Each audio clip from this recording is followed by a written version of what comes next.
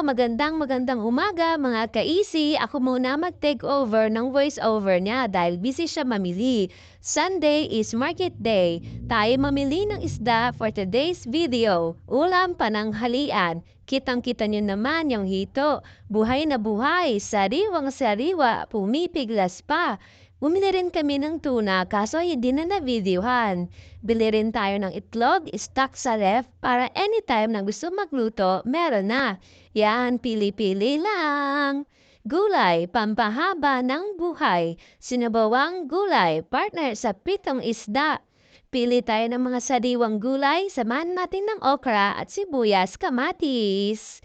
Bili rin tayo ng mais na matamis, pang merienda.